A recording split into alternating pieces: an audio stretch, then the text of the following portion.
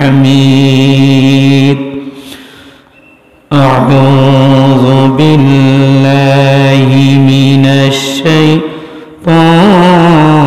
الرجيم بسم الله الرحمن الرحيم شهر رمضان الذي أنزل فيه القرآن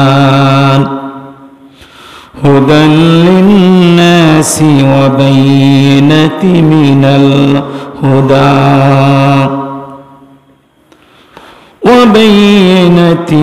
الهدى والفرقان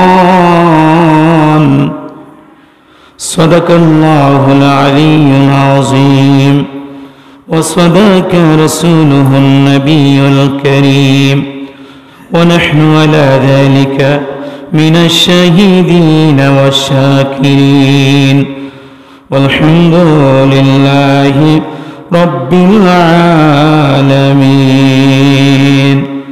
وقال الله تعالى في شأن حبيبه ومحبوبه مخبرا وآمرا إن الله وملائكته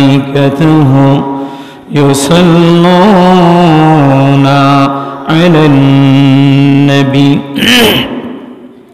يا أيها الذين آمنوا صلوا عليه وسلموا تسليما اللهم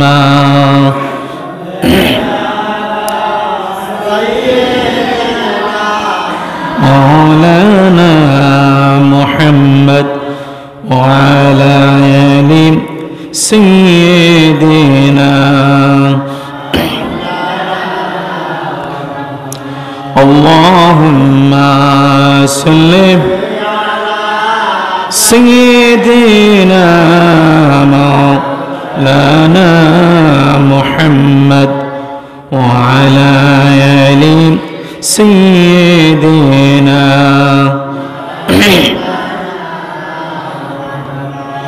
بلغ العلا بكماله كشف الدجى بجماله حسنت جميع خصاله صلى عليه وآله لا إله إلا الله لا إله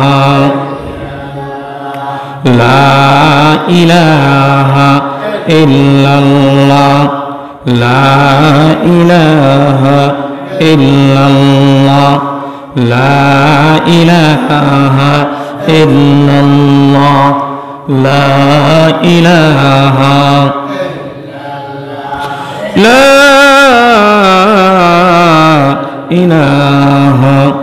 إلا الله محمد رسول الله صلى الله عليه وسلم উপস্থিত মুআজ্জাজ মুহতারাম সম্মানিত মুসলিয়ান ইকরাম যারা আসছেন এবং আসতেছেন সকলের প্রতি সালাম আসসালামু আলাইকুম ওয়া রাহমাতুল্লাহি ওয়া বারাকাতুহু।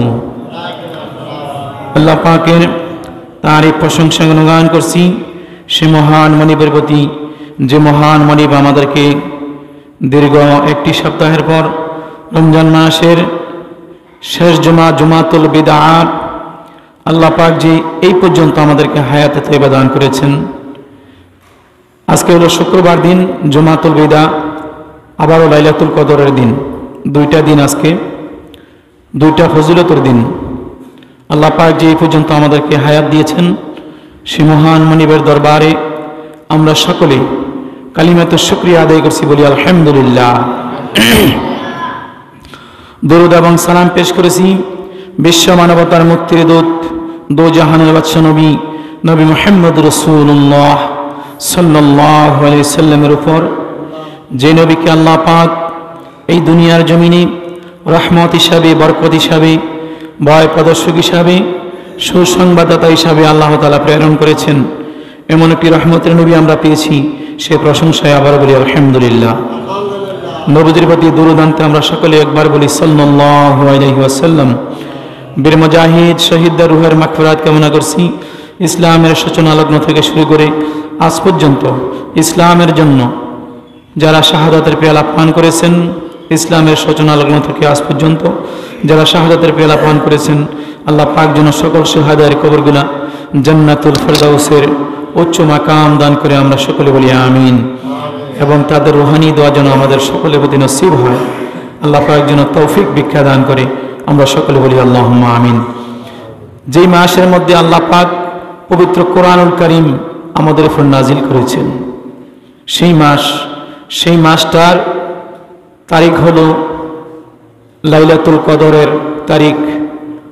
এই লাইলাতুল কদরের রজনীতে আল্লাহ পাক পবিত্র কোরআন লাউহে মাহফুজ থেকে দুনিয়ার আকাশে বাইতুল ইজাজ নামক স্থানের মধ্যে আল্লাহ পাক নাজিল করে দেয়। সুবহানাল্লাহ।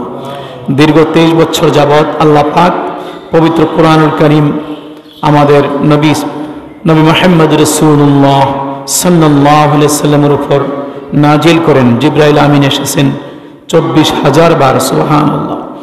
কোন নবীর কাছে এতবার জিবরাইল আমিন আসেন নাই, আমাদের নবীজির কাছে এসেছেন 24,000 বার। নবীজি সাল্লাল্লাহু আলাইহি সাল্লামের উপর আল্লাহ পাক পবিত্র কোরআনের আয়াত নাজিল করে জানিয়ে দিয়েছেন এই মাসের মধ্যে লাইলাতুল কদর রজনীতে পবিত্র কোরআনুল কারীম নাজিল করেছেন। কেন নাজিল করেছেন? সূরা কদরের মধ্যে আল্লাহ পাক জানিয়ে দিয়েছেন এই রজনীর মধ্যে, লাইলাতুল কদর রজনীর মধ্যে পবিত্র কোরআনুল কারীম নাজিল করেছেন। অন্য আয়াতের মধ্যে আল্লাহ পাক জানিয়ে দিয়েছেন কেন নাজিল করেছেন কোরআনটা। আল্লাহ পাক পবিত্র কোরআনে বলেছেন বিসমিল্লাহির রহমানির রহিম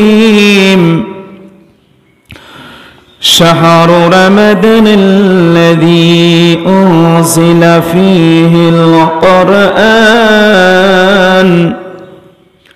আল্লাহ পাক বলেন রমজান মাসের মধ্যে আমি আল্লাহ পাক পবিত্র কোরআনুল কারীম নাজিল করে দিয়েছি। বলেন সুবহানাল্লাহ। শাহরু রমাদানাল্লাযী উনজিলা ফীহিল কুরআন, রমজান মাসের মধ্যে আল্লাহ পাক বলেন পবিত্র কোরআনুল কারীম নাজিল করেছেন। কেন নাজিল করেছেন? আল্লাহ পাক বলেন হুদাল লিন্নাস, মানুষের হেদায়েতের জন্য। আল্লাহ পাক কেন কোরআনুল কারীম নাজিল করেছেন? আল্লাহ পাক বলেন মানুষের হেদায়েতের জন্য, সৎ পথ প্রদর্শনের জন্য। কোন পথটা সঠিক, কোন পথটা বেঠিক, কোনটা আল্লাহর পথ, কোনটা শয়তানের পথ, কোনটা নবীজির পথ, কোনটা আবু জাহেলের পথ, এই পথটা চিনানোর জন্য আল্লাহ পাক পবিত্র কোরআনটা নাজিল করেছেন আমাদের উপর। হুদাল লিন্নাস, মানুষের হেদায়েতের জন্য, সঠিক পথ পাওয়ার জন্য। যে পথটা পেলে আমরা জান্নাতি হতে পারবো, যে পথ পেলে আমরা জাহান্নাম থেকে মুক্তি পাবো, যে পথ আমাদেরকে ধরলে দুনিয়ায় সফলতা, আখিরাতে আমরা মুক্তি পেতে পারবো, এমন একটা পথ আল্লাহ পাক পবিত্র কোরআনুল কারীম দিয়ে আমাদেরকে জানিয়ে দিয়েছেন। বান্দারে, আমি তোমাদের কোরআনুল কারীমকে নাজিল করেছি রমজান মাসের মধ্যে। আর সেই রমজান মাসের মধ্যে কেন নাজিল করেছি? আল্লাহ পাক বলেন হুদাল লিন্নাস, মানুষের হেদায়েতের জন্য। এই কোরআনুল কারীমটা যারা ফলো করবে তারাই হেদায়েত পেয়ে যাবে। যারা এই কোরআনুল কারীম ফলো করবে না, দুনিয়াতে মন গড়া চলবে, নিজে তৈরি করা আইন দিয়ে, বিধান দিয়ে জীবনটা পরিচালনা করবে, সমাজ পরিচালনা করবে, দেশ পরিচালনা করবে, তারা কোনোদিন মুক্তি পারবে না। দুনিয়া যাদের সফলতা আসবে না, আখিরাতে তাদের মুক্তির কোনো ব্যবস্থা হবে না। আল্লাহ পাক পবিত্র কোরআনে আমাদেরকে জানিয়ে দিয়েছেন হুদাল লিন্নাস, মানুষের হেদায়েত একমাত্র কোরআন, একমাত্র ইসলাম। ইসলাম ছাড়া যে ব্যক্তি অন্য কিছু মেনে নেবে, আল্লাহ পাক তার সকল কিছু ধ্বংস করে দিবে, কোনো কিছু আল্লাহ পাক গ্রহণ করে নেবেন না। আরো বলছেন আল্লাহ পাক ওয়াবাইনাতি মিনাল হুদা ওয়াল ফুরকান। ওয়াবাইনাতি মিনাল হুদা, হেদায়েতের প্রমাণ স্বরূপ আল্লাহ পাক পবিত্র কোরআনটা নাজিল করেছেন। ওয়াল ফুরকান, সত্য এবং মিথ্যা পার্থক্যকারী হিসাবে সে কোরআনটা আমাদের উপর নাজিল করেছেন। কোনটা সত্যের পথ, কোনটা মিথ্যার পথ, সত্য এবং মিথ্যা আপনি পার্থক্য করবেন কোরআন দিয়ে, সত্য এবং মিথ্যা পার্থক্য করবেন সে কোরআনুল কারীমের আইন দিয়ে। আল্লাহ পাক যেন আমাদের সকলকে সে কোরআনের আলোয় আলোকিত হওয়ার তৌফিক দান করে। আমরা সকলে বলি আমিন। কোনটা সত্য কোনটা মিথ্যা এটা জানতে গেলে আমাদেরকে কোরআন কারীম পড়তে হবে, তাফসীর সহ পড়তে হবে। আল্লাহ পাক যেন আমাদের সকলকে বোঝার এবং আমল করার তৌফিক ভিক্ষা দান করে। আমরা সকলে বলি আল্লাহুম্মা আমিন। এমন একটা মাস, এমন একটা রহমতের মাস আল্লাহ পাক আমাদেরকে দান করেছেন। আজকে 27টা রমজান মাস রোজা চলতেছে। এই 27টা আমরা রোজা রেখেছি। একটি মাস আমরা রোজা রাখবো, সিয়াম সাধনা করব। আমরা নিয়ত করে ফেলেছি আমরা একটি মাস রোজা রাখবো। রোজা রাখার মধ্যে আমাদের কিছু ভুল ত্রুটি থাকতে পারে। এই ভুল ত্রুটি থেকে আমাদেরকে মুক্তি পাওয়ার জন্য, রমজান মাসের রোজাটা কবুল হওয়ার জন্য রাসূল পাক সাল্লাল্লাহু আলাইহি সাল্লাম আমাদের উপর সাদকাতুল ফিতরা ওয়াজিব করে দিয়েছেন। বলুন সুবহানাল্লাহ। এবং মিসকিনদেরকে একটু খাদ্য খাওয়ার জন্য, যারা গরিব মিসকিন তাদের একটু খাদ্যের জন্য, তাদের একটু আনন্দের জন্য, তাদের একটু ফুর্তির জন্য এবং আমাদের রোজাটা কবুল হওয়ার জন্য আল্লাহ পাক রাসূল পাক সাল্লাল্লাহু আলাইহি সাল্লামের মাধ্যমে জানিয়ে দিয়েছেন যে সাদকাতুল ফিতরা তোমাদের উপর আমি ওয়াজিব করে দিয়েছি। একটাই কারণ, এই কারণটা হলো তোমাদের রোজাটা যাতে আল্লাহর দরবারে পৌঁছে যায় এবং গরিব মিসকিনের যেন একটু হাসি মুখের মধ্যে ফুটে, এই জন্য সাদকাতুল ফিতরা আমাদের উপর ওয়াজিব করে দিয়েছেন। বলেন সুবহানাল্লাহ। আব্দুল্লাহ ইবনে আব্বাস রাদিয়াল্লাহু তাআলা আনহুমা হাদিস বর্ণনা করেন। আবু দাউদ শরীফের মধ্যে হাদিসটি এসেছে। ইবনে আব্বাস রাদিয়াল্লাহু তাআলা আনহুমা হাদিস বর্ণনা করেন। আন ইবনে আব্বাস রাদিয়াল্লাহু তাআলা আনহুমা قال فرض رسول الله صلى الله عليه وسلم صدقة الفطر طهرة للصيام من اللغو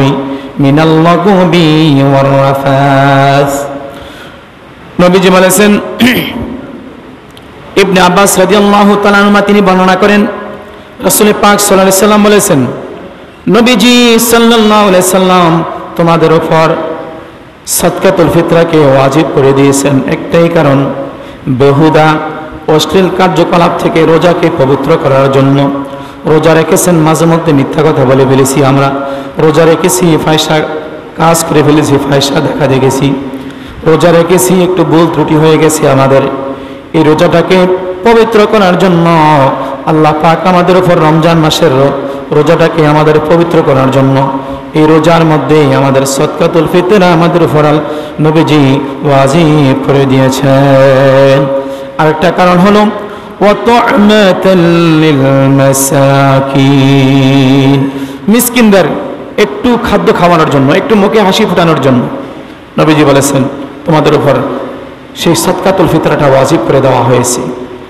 নবীজি বলেছেন যে ব্যক্তি সাদকাতুল ফিতরাটা ঈদের নামাজের আগে আগে আদায় করে দিবে তার কেমন সওয়াব হবে। নবীজি বলেছেন ফামান আদাহা ক্বাবলা সালাতি ফাহিয়া যাকাতু মাকবুলা। আমার নবীজি বলেছেন যে ব্যক্তি ঈদের নামাজের পূর্বে সাদকাতুল ফিতরাটা আদায় করে দিবে আল্লাহ পাক তার আমল নামায় একটা কবুল সৎকার সওয়াব লিখে দিবে। সুবহানাল্লাহ। মাকবুলা, যাকাতু মাকবুলা শব্দটা হলো কবুল সৎকার। একটা কবুল সৎকার সওয়াব আপনার আমল নামায় আল্লাহ পাক লিখে দিবে। সৎকা করলে সওয়াব হয় না না হয় এটা আল্লাহ পাকই ভালো জানেন। টাকার মধ্যে ভেজাল থাকতে পারে। আমার নবীজি বলেছেন যারা ঈদের নামাজের আগে সাদকাতুল ফিতরাটা দিয়ে দিবে, গরিব মিসকিনদের হাতে দিবে, আমার নবীজি বলেছেন সেই ব্যক্তি যেন একটা কবুল সৎকা দান করলো, কবুল হয়ে গেছে, আগে থেকে কবুল হয়ে গেছে। বলেন সুবহানাল্লাহ। নবীজি সাল্লাল্লাহু আলাইহি ওয়াসাল্লাম বলেছেন আর যে ব্যক্তি ঈদের নামাজের পরে সাদকাতুল ফিতরাটা আদায় করবে, আমার নবীজি বলেছেন ওমান আদাহা বাদাস সালাতি ফাহিয়া সাদাকাতু মিনাল সাদাকা। নবীজি বলেছেন যে ব্যক্তি ঈদের নামাজের পরে সাদকাতুল ফিতরার নামাজ সদকাতুল ফিতরাটা আদায় করবে, আমার নবীজি বলেছেন সে যেন একটা সাধারণ সৎকার সওয়াব পেল। অর্থাৎ অন্যান্য মাসে সদকা করার কারণে যে সওয়াবটা পেল, ঈদের নামাজের পরে সদকাতুল ফিতরা আদায় করার কারণে একই সওয়াব পেল, অর্থাৎ কম সওয়াব পেল। অন্যান্য মাসে আপনি সদকা করলে যে সওয়াব পাবেন, ঈদের নামাজের পরে সদকা করলে, সদকাতুল ফিতরা করলে আপনি একই সওয়াব পাবেন। এই জন্য আমাদেরকে ঈদের নামাজের আগে, এখনই সময়, আজকে 27 তারিখ, আজকে থেকে সদকাতুল ফিতরা দেওয়া শুরু করে দিবেন গরিব মিসকিনদের হাতে, যাতে করে তারা ঈদের বাজার করতে পারে, যাতে করে তারা আনন্দ করতে পারে, যাতে করে তারা একটা কাপড় কিনতে পারে, যাতে করে তাদের সন্তানদেরকে একটু আনন্দ দিতে পারে। এই জন্য ঈদের আগে আগে সদকাতুল ফিতরাটা আদায় করার চেষ্টা করবেন। আল্লাহ পাক যেন আমাদের সকলকে বোঝার এবং আমল করার তৌফিক দান করেন। আমরা সকলে বলি আমিন। এখন সদকাতুল ফিতরাটা কি দিয়ে আদায় করবে? নবীজি বলেছেন, ওয়াহাজিহি সাদাকাতুস সাআমুন মিন তামারি আও শাইর। এই সদকাটা হলো একসা পরিমাণ, সাদাকাতুস সাউন মিন তামারে, একসা পরিমাণ, তামারুন খেজুর, শাইর জব, আও নিসফি সাইম মিন ফাহিন। রাসূল পাক সাল্লাল্লাহু আলাইহি ওয়াসাল্লাম বলেছেন, গম বা আটা হলো অর্ধসা, গম এবং আটা হলো অর্ধসা, আর খেজুর জব এগুলা হলো একসা পরিমাণ আপনাকে সদকাতুল ফিতরা আদায় করতে হবে।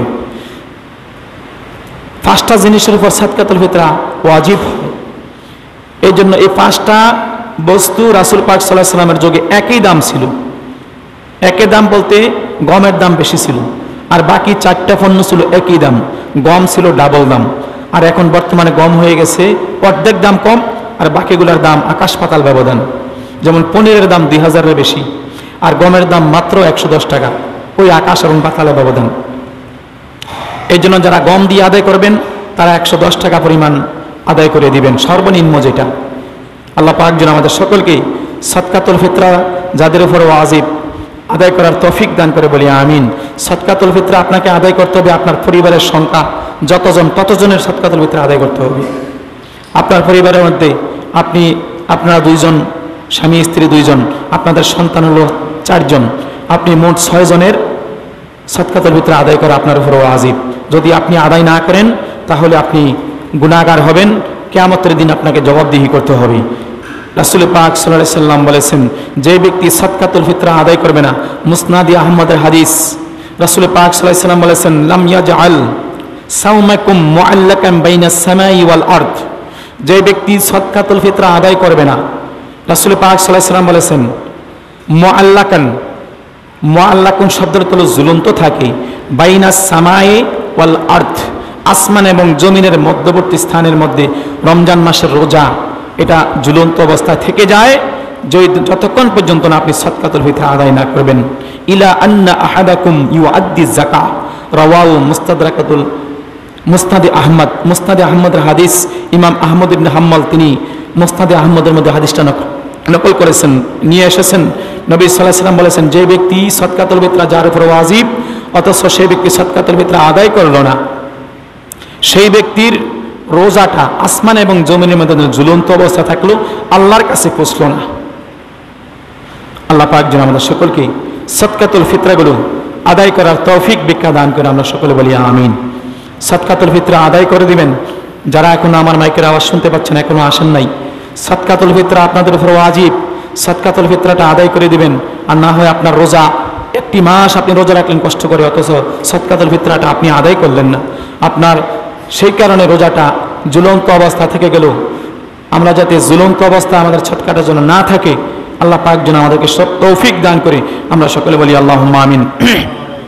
এখন আপনি সদকাতুল ফিতরাটা কোন জায়গায় আদায় করবেন, কোন জায়গায় দিলে আদায় হবে, কোন জায়গায় দিলে আদায় হবে না। 1 নম্বরে আগে বলি কোন জায়গায় দিলে আদায় হবে না। যেমন আপনি নিজে নিজের ছেলে, নিজের সন্তানের সন্তান, ওই সন্তানের সন্তান যত নিম্নগামী যাবে তাদেরকে সদকাতুল ফিতরা যাকাতের টাকা দিতে পারবেন। আর সর্বোচ্চ হলো আপনি আপনার বাবা, আপনার বাবার বাবা, আপনার বাবার বাবা, এইভাবে সব যত ঊর্ধ্বে যাবে তত দূর পর্যন্ত সদকা খাইতে পারবে না, তাদের জন্য হারাম, এটা হালাল নয়। আপনি সদকাতুল ফিতরা আদায় করলে আদায় হবে না। কাকে দিলে? আপনার থেকে আপনার মেয়ে বা ছেলে আপনার ছেলের ছেলে, ছেলের ছেলে, ছেলের ছেলে, এইভাবে যত নিম্নে যাবে তাদেরকে আপনি সদকাতুল ফিতরা জাকাতে টাকা দিতে পারবেন না। আর সর্বোচ্চ হলো আপনার বাবা, আপনার বাবার বাবা, আপনার বাবার বাবার বাবা, এভাবে করে সর্বোচ্চ পরিমাণ তাদেরকে সদকাতুল ফিতরা জাকাতের টাকা আপনি দিতে পারবেন না। আরেকটা হলো সদকাতুল ফিতরা তাদেরকে দেওয়া যাবে না, যেমন কোনো প্রতিষ্ঠান, যেমন মসজিদ, যেমন মাদ্রাসা, সরাসরি মাদ্রাসার মধ্যে সদকাতুল ফিতরা জাকাতের টাকা দিতে পারবেন না, আপনার আদায় হবে না। যদি দিয়ে থাকেন আবারও পুনরায় দিতে হবে আপনাকে। যেমন রাস্তাঘাট, ফুল মেরামতের জন্য, এগুলোর জন্য আপনি যদি সদকাতুল ফিতরার টাকা দেন, জাকাতের টাকা দেন, আপনার আদায় হবে না। যদি দিয়ে থাকেন তাহলে আপনাকে আবার পুনরায় আদায় করতে হবে। এখন মাদ্রাসা বলছিলাম, যে মাদ্রাসার মধ্যে লিল্লা বোর্ডিং আছে, যে মাদ্রাসার মধ্যে ফ্রি খায় ছাত্ররা, গরিব ছাত্র রয়েছে, তাহলে ওই লিল্লা ফান্ডের মধ্যে আপনার জাকাত এবং ফিতরার টাকাটা আদায় করলে আপনার দুইটা লাভ হবে। একটা হলো আপনার জাকাতের ফিতরাটা আদায় করার কারণে সওয়াবের ভাগী হলেন, আরেকটা হলো ওই লিল্লা বোর্ডিংয়ে ওই ছাত্র আপনার ওই টাকাটা খাওয়ার পরে সে আলেম হবে। আলেম হওয়ার পরে আপনার জন্য অটোমেটিক দোয়া, পার্সেন্টেজ দোয়া পৌঁছে যাবে আপনার আমলনামার মধ্যে। বলুন সুবহানাল্লাহ। এই জন্য খুব খেয়ালের সাথে জাকাত ফিতরার টাকা দিবেন। যেই জায়গার মধ্যে লিল্লা কোনো ফান্ড নাই, যেই জায়গার মধ্যে, যেই মাদ্রাসার মধ্যে লিল্লা ফান্ড নাই, এতিম ছাত্রের জন্য আলাদা কোনো ব্যবস্থা নাই, ওই জায়গার মধ্যে আপনি জাকাত ফিতরার টাকা দিবেন না। যদি দেন তাহলে আপনার আদায় হবে না। খুব খেয়ালের সহিত আপনাকে দিতে হবে। আল্লাহ পাক যেন আমাদের সকলকে বোঝার এবং আমল করার তৌফিক ভিক্ষা দান করে। আমরা সকলে বলি আল্লাহুম্মা আমিন। এখন আপনি কোন জায়গার মধ্যে জাকাত ফিতরার টাকাটা দিবেন? এক নম্বরে দরিদ্র ভাই বোন, আপনার ভাই এবং বোনের মধ্যে যদি কোনো দরিদ্র থাকে আগে দিবেন তাকে জাকাত এবং ফিতরার টাকা। তারপরে গরিব প্রতিবেশী মিসকিন, গরিব প্রতিবেশী আপনার আহাল পরিবারের পাশাপাশি গরিব মিসকিন যারা রয়েছে তাদেরকে আগে জাকাতে ফিতরার টাকাটা দিবেন। 3 নম্বরে নিকটবর্তী দূরবর্তী মিসকিন, অথবা দিবেন আশেপাশে। 3 নম্বরে দিবেন নিকটবর্তী একটু দূরে যে মিসকিনগুলো রয়েছে, গরিবগুলো রয়েছে, যাদের কোনো আয়ের ব্যবস্থা নাই, যে গরিবগুলা তাদের সন্তানদেরকে ঈদের দিন একটু আনন্দ দিতে পারে না, এমন লোক বাছাই করে করে আপনার জাকাত এবং ফিতরার টাকাগুলা আদায় করে দিবেন। 4 নম্বরে গরিব তালেবে ইলম, গরিব ছাত্র, যে তালেবে ইলমগুলা আল্লাহ রাস্তায় পড়ে আছে, যারা আয় রোজগারের কোনো ব্যবস্থা নাই, তাদের কোনো পড়ালেখার কোনো খরচ নাই, এমন তালেবুল ইলম ছাত্রদেরকে বাছাই করে করে তাদেরকে জাকাত ফিতরার টাকাটা আদায় দিবেন। তাহলে আপনার দুইটা লাভ, একটু আগে বলেছিলাম, আপনার জাকাত ফিতরা দেওয়ার কারণে আপনি সওয়াব পাইলেন এবং সে আলেম হওয়ার কারণে আপনার আমল নামে আরও ডাবল সওয়াব লেখা হয়ে গেল। বলুন সুবহানাল্লাহ। এই জন্য 4 নম্বরে গরিব তালেব ইলম অথবা আলেম অথবা ওলামাগণ, ইমামগণ যারা জাকাত ফিতরা টাকা খাওয়ার উপযুক্ত, তাদেরকে বাছাই করে করে তাদেরকে এই টাকাগুলো দান করবেন। তাহলে আমাদের সেই জাকাত ফিতরার টাকাটা আমাদের আদায় হয়ে যাবে। আল্লাহ পাক যেন আমাদের সকলকে বোঝার আমল করার তৌফিক ভিক্ষা দান করে। আমরা বলি আমিন। এবং 5 নম্বরে একজনের ফিতরা একজনকে দেওয়াই উত্তম। 6 নম্বরে একাধিক ব্যক্তিকে দেওয়া যাবে। একজনের ফিতরাটা আপনি 110 টাকা সর্বনিম্ন, আপনি 55 টাকা একজনে দিলেন, আরেকজনকে 55 টাকা দিলেন, জায়েজ আছে, কোনো সমস্যা নাই।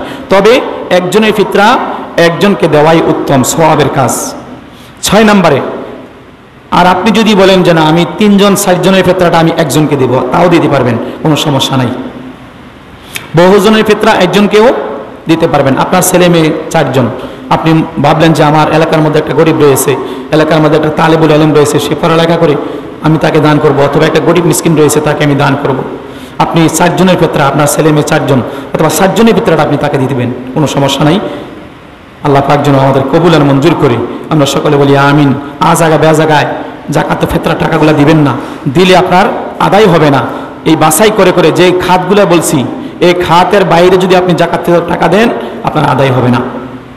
এক দল খাইবে আরেক দল দিবে, কোনো মাধ্যে কোনো দল নাই। কিন্তু আমাদের সমাজের মধ্যে মধ্যের দল সেজে আছে, দেয়ও না খায়ও না। রাসূল পাক সাল্লাল্লাহু আলাইহি ওয়াসাল্লাম বলেছেন এক দল দিবে এক দল খাইবে, মধ্যে কেউ নাই। যার উপর ফরজ সে ব্যক্তি আদায় করবে, যার উপর ফরজ নয় সে খাইবে, কোনো সমস্যা নাই। এটা হালাল জিনিস, হালাল করে দিয়েছেন আল্লাহ পাক এবং নবী সাল্লাল্লাহু আলাইহি ওয়াসাল্লাম। আল্লাহ পাক যেন আমাদের সকলকে বোঝার এবং আমল করার তৌফিক ভিক্ষা দান করে। আমরা সকলে বলি আল্লাহুম্মা আমিন। এই জাকাত এবং ফিতরার টাকাটা দিয়ে দিবেন, জাকাত দিয়ে দিবেন। জাকাত না দিলে ওই জাকাতের টাকাটা যখন আপনার কাছে থেকে থাকবে, আল্লাহ পাক কিয়ামতের ময়দানে আপনাকে আপনার গলার মধ্যে একটা নেকড়ে সাপে পরিণত করে দেওয়া হবে। বলেন নাউজুবিল্লাহ। আবু হুরায়রা রাদিয়াল্লাহু তাআলা একটা হাদিস বর্ণনা করেন, রাসূল পাক সাল্লাল্লাহু আলাইহি ওয়াসাল্লাম বলেছেন, আন আবি হুরায়রা রাদিয়াল্লাহু তাআলা قال قال رسول الله صلى الله عليه وسلم من أتاه الله مالا فلم يؤدي زكاته নবী বলেছেন আবু হুরায়রা জলিল কদর সাহাবী তিনি হাদিস বর্ণনা করেন আবু হুরায়রা বলেন আমার নবীজি বলেছেন উম্মতেরা রে মান আতাহুল্লাহু যাদেরকে আল্লাহ তাআলা মাল দিয়েছেন মান আতাহুল্লাহু মালান যাদেরকে মালিক নিসাব পরিপূর্ণ হয়েছেন 7.5 তোলা স্বর্ণ 52.5 তোলা রূপা সেই পরিমাণের সম্পদ আপনার কাছে রয়েছে অথচ ফালাম ইউআদ্দি যাকাতাহু আপনি যাকাত আদায় করলেন না নবীজি বলেছেন বুখারী শরীফের হাদিসটা মনোযোগ দিয়ে শুনেন মান আতাহুল্লাহু মালান যেই ব্যক্তি মালিকের নিসাব পরিপূর্ণ নিসাব পরিমাণ সম্পদ মালিকের নিসাব হয়েছে অথচ ফালাম ইউআদ্দি যাকাতাহু সে ব্যক্তি যাকাত আদায় করলো না মুসিলা লাহু মালুহু ইয়াউমাল কিয়ামা সুজাআন আকরা লাহু জাবিবাতান কিয়ামতের দিন তার ধন সম্পদকে এই যে আপনি যাকাত দিলেন না লাখে 2,500 টাকা 40 ভাগের 1 ভাগ এই যে আপনি যাকাতটা দিলেন না ওই যাকাতের অংশটা যেটা রয়েছে আপনার কাছে ওই টাকাটা ওই সম্পদটা আল্লাহ পাক কিয়ামতের ময়দানে নেকড়ে সাপে পরিণত করে দেওয়া হবে যার চক্ষুর মধ্যে উপরের মধ্যে 2টা হলদে দাগ থাকবে হলুদ হলুদ নীল বর্ণ হলুদ অথবা নীল বর্ণ 2টা দাগ থাকবে তার কপালের মধ্যে চক্ষুর উপর 2টা দাগ থাকবে নবীজি বলেছেন ইউতাউইকুহু ইয়াউমাল কিয়ামাতি সুম্মা ইয়াখুযুহু বিলহিজিমাতাহি মাতাইহি ইয়ানি সিদকিহি আমার নবীজি সাল্লাল্লাহু আলাইহি সাল্লাম বলেছেন কিয়ামতের ময়দানে তার গলার মধ্যে ওই নেকড়ে সাপে পরিণত করে যাকাতের অংশটাকে আপনার গলার মধ্যে পেঁচিয়ে দেওয়া হবে সুম্মা কফর নবীজি বলেছেন ইয়াকুলু ওই মালটা কথা বলবে আপনার সাথে আপনি যে যাকাত দেন এই যাকাতের যে ময়লাটা রয়েছে আপনার সম্পদের মধ্যে লাখে 2,500 40 ভাগের 1 ভাগ যে যাকাতটা আপনি দেন নাই ওই টাকাটা একটা নেকড়ে সাপে পরিণত করে আল্লাহ পাক কিয়ামতের ময়দানে আপনার গলার মধ্যে পেঁচিয়ে দিবে এই সাপটা আপনার সাথে কথা বলবে নবীজি বলেছেন সুম্মা কফর ইয়াকুলু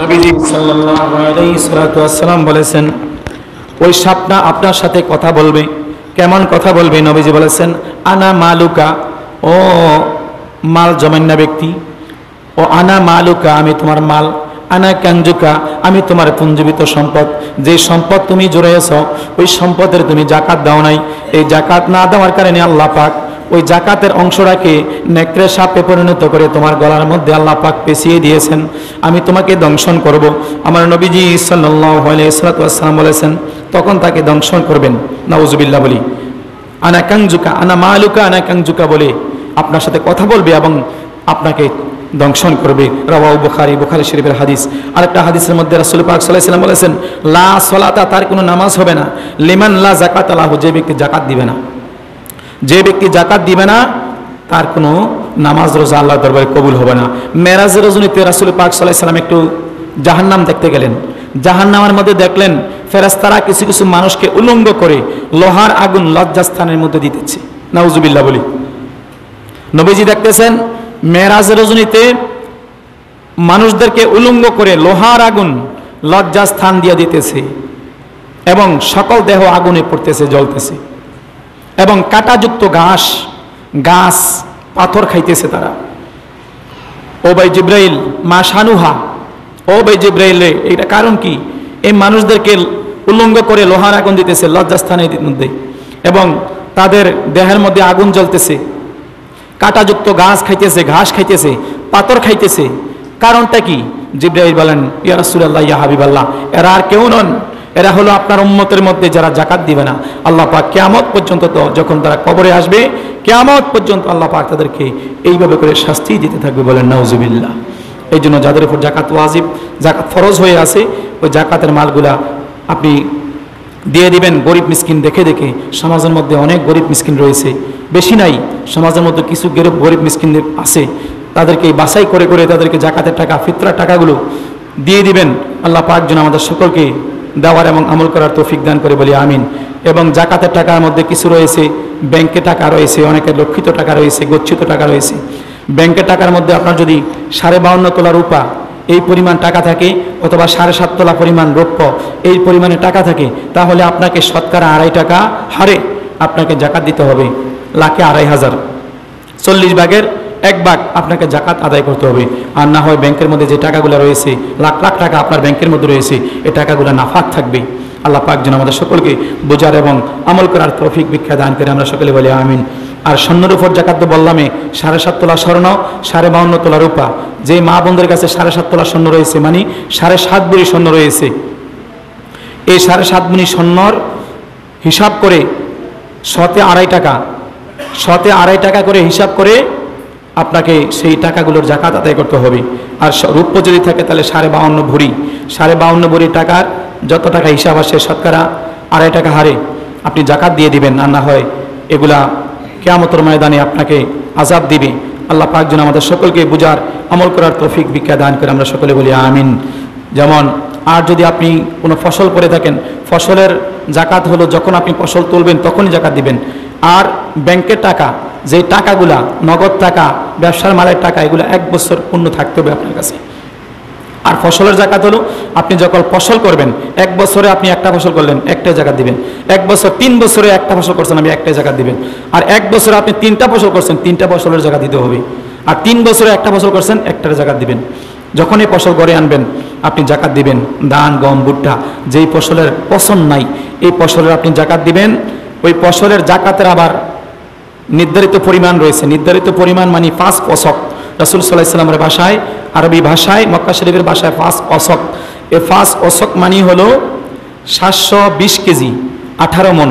যদি আপনি ধান 18 মণ করেন, তাহলে যদি আপনি আল্লাহর রাস্তায় পানি দিয়ে করেন, কোনো খরচ নাই, তাহলে আপনি 10 ভাগের 1 ভাগ জাকাত দিবেন।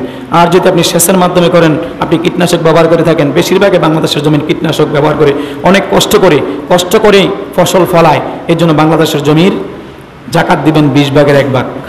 20 ভাগের 1 ভাগ আপনাকে জাকাত দিতে হবে, অর্থাৎ 5%, শতকরা 5% জাকাত দিবেন।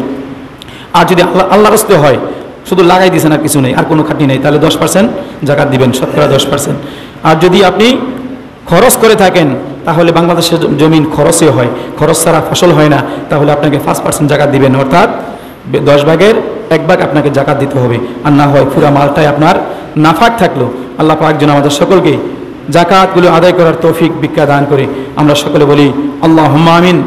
আলোচনা আরও অনেক ছিল, নামাজের সময় গণে গেছে, আমি আর সামনের দিকে যাব না।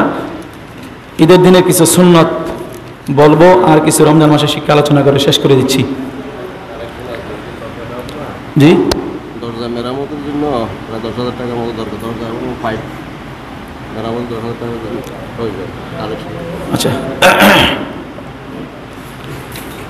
ঈদের দিনের সুন্নত হলো খুব ভোরে ঘুম থেকে উঠবেন, কমপক্ষে ফজর নামাজটা জামাতের সাথে আদায় করবেন। জামাতের সাথে আদায় করে তারপরে এর আগে মেসওয়াক করবেন। মেসওয়াক করে সুন্দর করে ওযু করে ফজর নামাজ আদায় করবেন। 3 নম্বরে গোসল করবেন পবিত্রতার সাথে। গোসলের ফরজ 3টা ফরজ মেনে আপনাকে গোসল আদায় করতে হবে। 4 নম্বরে উত্তম পোশাক পরিধান করবেন ঈদের দিন যাওয়ার সময়। উত্তম পোশাক বলে নতুন পোশাক এমন কোনো কথা নয়, আপনার যেটা পোশাকের মধ্যে উত্তম আছে ওই উত্তম পোশাকটা সুন্দর করে ওই পোশাকটা পরিধান করে ঈদের ময়দানে যাবেন। 5 নম্বরে চোখে সুরমা ব্যবহার করবেন যদি থাকে। 6 নম্বরে সুগন্ধি ব্যবহার করে ঈদগাহে যাবেন। 7 নম্বরে নামাজের পূর্বে মিষ্টান্ন জাতীয় কোনো কিছু খেয়ে যাবেন। রমজান মাসে রোজার ঈদে কিছু মিষ্টি জাতীয় খাদ্য খেয়ে যাওয়া সুন্নত, আর কোরবানির ঈদে কোনো কিছু না খেয়ে যাওয়া সুন্নত। 8 নম্বরে তাড়াতাড়ি নামাজের ময়দানে যাওয়া সুন্নত। 9 নম্বরে নামাজে যাওয়ার সময় তাকবীরে তাশরিক বলবেন, আস্তে আস্তে ময়দানে যাবেন, আর কোরবানির সময় জোরে জোরে বলবেন। 10 নম্বরে নামাজের আগে সাদকাতুল ফিতরা আদায় করে দিবেন। 11 নম্বরে এক রাস্তা দিয়ে যাবেন, অন্য রাস্তা দিয়ে আসবেন। এই 11টা সুন্নত ঈদের দিনের। আবার বলছি, ঈদের দিন খুব ভোরে ঘুম থেকে ওঠা। 2 নম্বরে মেসওয়াক করা। 3 নম্বরে সুন্দর করে গোসল করা। 4 নম্বরে উত্তম পোশাক পরিধান করা। 5 নম্বরে চোখে সুরমা ব্যবহার করা। 6 নম্বরে সুগন্ধি ব্যবহার করা। 7 নম্বরে নামাজের পূর্বে মিষ্টি জাতীয় কোনো কিছু খেয়ে যাওয়া। 8 নম্বরে তাড়াতাড়ি নামাজের ময়দানে গমন করা। 9 নম্বরে নামাজে যাওয়ার সময় তাকবীরে তাশরিক পড়তে পড়তে নামাজের ময়দানে যাওয়া, আস্তে আস্তে পড়বেন। 10 নম্বরে নামাজের আগে সাদকাতুল ফিতরা আদায় করা। 11 নম্বরে এক রাস্তা দিয়ে যাওয়া, অন্য রাস্তা দিয়ে আসা, এটা হলো সুন্নত।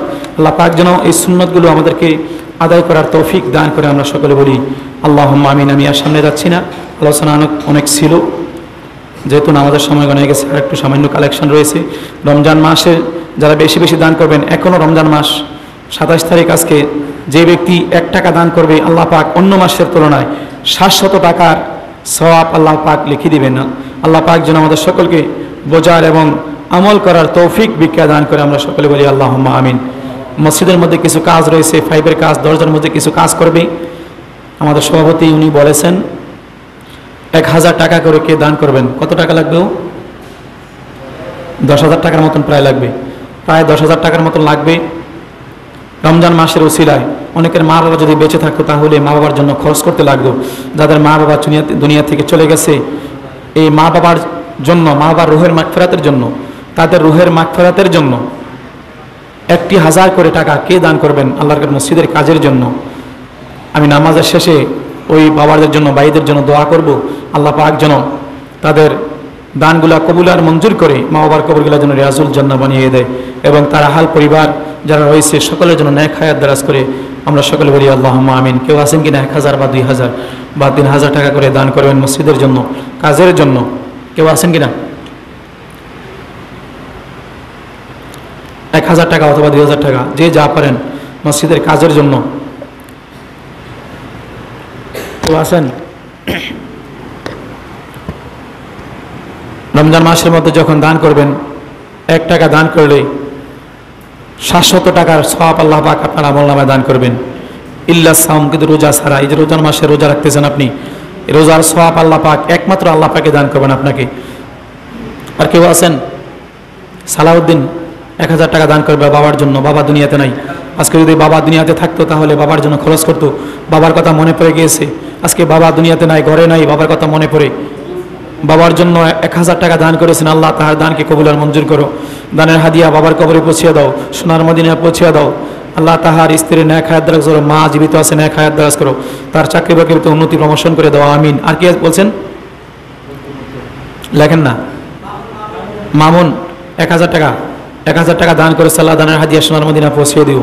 বাবা দুনিয়া থেকে বিদায় নিয়ে চলে গেছে, বাবার কথা মনে পড়ে 1000 টাকা কোরবানি করে দিল তোমার ঘর মসজিদের জন্য। আল্লাহ আল্লাহ তাহার দানকে তুমি কবুল আর মঞ্জুর করো। সন্তান সন্ততি যারা রয়েছে, স্ত্রী রয়েছে, তাদের নেক হায়াত দারাজ করো। আল্লাহ তুমি তার নেক হায়াত দারাজ করো, আমিন। একটু লিখে রাখলে ভালো হতো। কলম আছে না? মনে থাকতো না তো? 1 বছর আগে মসজিদের মধ্যে 2টা ফ্যান দিবে বলছিল 2জন লোক, লিখে রাখি নাই আর কেউ দেয় নাই। যদি মনে থাকে 2টা ফ্যান দিয়ে দিয়েন। 2জন লোক যারা বলছিলেন 2টা ফ্যান লাগবে। এখানে সোলার ফ্যানটা যদি এখানে লাগানো হয় তাহলে কারেন্ট যাওয়ার পরও চলবে মোটামুটি। যারা ভক্তি নামাজ পড়ে তাদের জন্য একটু সুবিধা হবে। 2টা ফ্যান দরকার, এখানে একটা, এখানে একটা, 3টা। আরেকটা ফ্যান বারান্দার মধ্যে চলে না, সামনের ফ্যানটা। 3টা ফ্যান দরকার, কারেন্টের ফ্যান। যদি কেউ পারেন রমজান মাসের মধ্যে 3টা ফ্যান দান করবেন। এর আগে 1 বছর না 2 বছর আগে 2টা ফ্যান দিবে বলছিল 2জন লোক। যারা নিয়ত করেছিলেন ফ্যানগুলো দিয়ে দিন, আল্লাহ পাক যেন কবুল আর মঞ্জুর করে। আর কে আছেন? 1000 টাকা হোক বা 2000 টাকা হোক বা 500 টাকা হোক, যে যা পারেন। এখানে কে বলছিল 500 টাকা? আপনি? আল্লাহ কি নাম না আপনার? মোহাম্মদ সুজন। আল্লাহ 1000 টাকা দান করেছেন। আল্লাহ দানের হাদিয়া সোনার মদিনা পৌঁছিয়ে দিও। বাবা দুনিয়া থেকে চলে গেছে, মাও দুনিয়া থেকে বিদায় নিয়ে চলে গেছে। মা বাবার কবরগুলো রিয়াজুল জান্নাহ বানিয়ে দিও, আমিন। তার স্ত্রীর সন্তানের নেক হায়াত দারাজ করো, আমিন। পুণ্যের দান করেছে আল্লাহ তুমি তো জানো, দানের হাদিয়া সোনার মদিনা পৌঁছিয়ে দিও, আমিন। 1000 টাকা হয়েছে। আর কে আছেন? 500 টাকা হোক বা 1000 টাকা হোক। আর কে আছেন? মোহাম্মদ বাবুল মিয়া 500 টাকা দান করেছে। আল্লাহ তার মা দুনিয়া থেকে বিদায় নিয়ে চলে গেছে, মার কবরে হাসকের হাদিয়া পৌঁছিয়ে দিয়ে মার কবরটা রিয়াজুল জান্নাহ বানিয়ে দিও। বাবা জীবিত আছে, নেক হায়াত দারাজ করো। আর স্ত্রী সন্তানদের নেক হায়াত দারাজ করো, আমিন। এখানে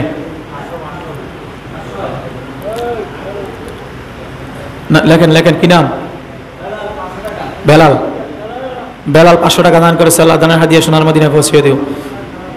আল্লাহ তার মা বাবা জীবিত আছে, নেক হায়াত দারাজ করো। আল্লাহ তার বাবাকে বেশি করে হেদায়েত নসিব করো, যেন 5 ওয়াক্ত নামাজ মসজিদে এসে পড়তে পারে। আমরা সকলে বলি আমিন।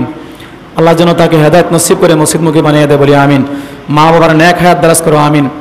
এখানে 500 টাকা দান করবে। লাতু সরকার, আল্লাহ উনি 500 টাকা দান করেছে। আল্লাহ মা বাবা দুনিয়া থেকে চলে গেছে, মা বাবার কথা মনে পড়ে 500 টাকা দান করেছে। দানের হাদিয়া মা বাবার কবরে পৌঁছে দিয়ে কবরগুলো রিয়াজুল জান্নাহ বানিয়ে দেও এবং সোনার মদিনায় পৌঁছে দিও। আর ছেলে মেয়ে স্ত্রী পুত্র যারা আছে সকলের ন্যায় হায়াত দারাজ করো আল্লাহ, তুমি তার হায়াতে বেদান করো, আমিন। আর কেউ আছেন কিনা? 500 হোক, 1000 হোক, 500 হোক বা 1000 হোক। এখানে 1000 টাকা দান করবে। আল্লাহ মুরব্বী দান করেছে, আল্লাহ কোন নিতে দান করেছে আল্লাহ তুমি তো জানো। দানের হাদিয়া সোনার মদিনা পৌঁছে দিও। মা বাবা চলে গেছে, মা বাবার কবরে হাদিয়া পৌঁছে দিও। একটি সন্তান বিদেশে আছে, আল্লাহ তুমি সুখে শান্তিতে রাখিও। বিপদ আপদ থেকে হেফাজত করো।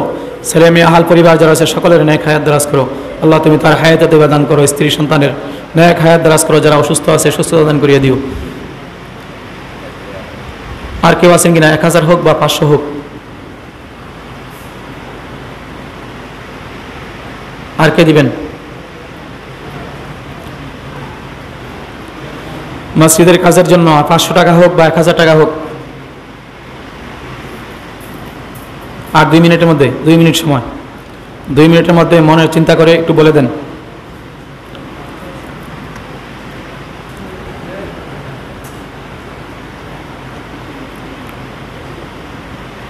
আর কেউ আছেন? কত হয়েছে? 3000 টাকা হয়েছে? বেশি নেওয়ার কথা আরো।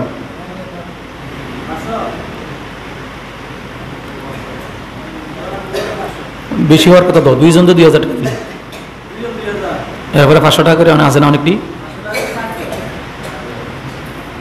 আর কে আছেন? মাত্র 3000 হয়েছে, 10,000 লাগবে।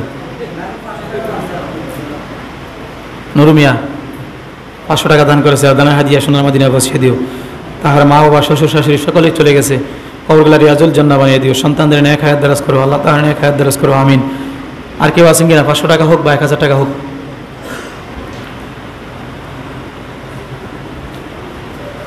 আর কেউ আছেন? এরপর দান করার চেষ্টা করবেন। এখনো রমজান মাস শেষ হয় নাই, মসজিদের মধ্যে দান করবেন। মসজিদে সে দানের উসিলে আল্লাহ পাক আপনার ন্যায় হায়াত দারাজ করে দিবে এবং সকল প্রকার বিপদ থেকে, বালা মুসিবত থেকে আল্লাহ পাক হেফাজত নসিব করে দিবে। আল্লাহ পাক যেন আমাদের সকলকে সকলের দানকে কবুল আর মঞ্জুর করে। আমরা সকলে বলি আল্লাহুম্মা আমিন।